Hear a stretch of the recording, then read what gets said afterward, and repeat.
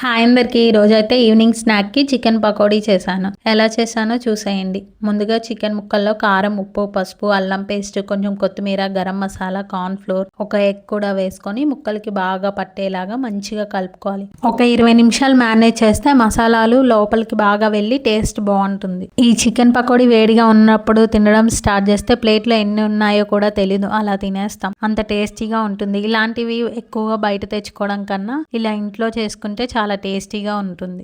ఇక స్టవ్ మీద కళాయి పెట్టుకొని ఆయిల్ వేసుకోవాలి. ఆయిల్ బాగా హీట్ అయిన తర్వాత చికెన్ ముక్కల్ని ఒక్కొక్కటిగా వేసుకొని బయటికి మంచి క్రిస్పీగా రెడ్ కలర్ లో వచ్చే వరకు మంచిగా ఫ్రై చేసుకోవాలి. ఇలా వేగిన చికెన్ పకోడీలను ఆయిల్ నుంచి తీసి వేయడమే ఆలస్యం, ఎందుకంటే వేడి వేడిగా ఉండగానే తినాలనిపిస్తుంది. ఇంకా ఇందులో ఎక్స్ట్రా టేస్ట్ కావాలనుకుంటే జీడిపప్పు, కాజు, కరివేపాకు సపరేట్ గా వేయించుకొని ఇందులో కలుపుకుంటే సూపర్ ఉంటుంది. ఇంట్లో ఎప్పుడైనా మైనస్ ట్రై చేశారా? చేసి ఉండకపోతే ఒక్కసారి ఇలా ట్రై చేయండి. బయట దొరికే మైనస్ కంటే చాలా టేస్టీగా ఉంటుంది. ఒక గంట ముందుగా జీడిపప్పు నానబెట్టుకోవాలి. తర్వాత ఒక 2 రెమ్మల ఎల్లిపాయలు, 5 మిరియాలు, కొంచెం ఉప్పు, కొద్దిగా ఆయిల్ వేసుకొని మిక్సీలో మెత్తగా గ్రైండ్ చేసుకోవాలి. చూసారు ఎంత పర్ఫెక్ట్ గా మైనస్ రెడీ అయిపోయిందో. ఇంకేముంది, వేడి వేడి చికెన్ పకోడీలో మైనస్ కలిపి తింటుంటే సూపర్ ఉంటుంది. మీరు కూడా ఒకసారి మైనస్ ఇంట్లో ట్రై చేయండి. ఎలా ఉందో నాకు కమెంట్ లో చెప్పండి. నిజంగా చాలా బాగుంటుంది. ఇలా వేడి వేడి చికెన్ పకోడీతో తింటుంటే ఇంకా బాగుంటుంది.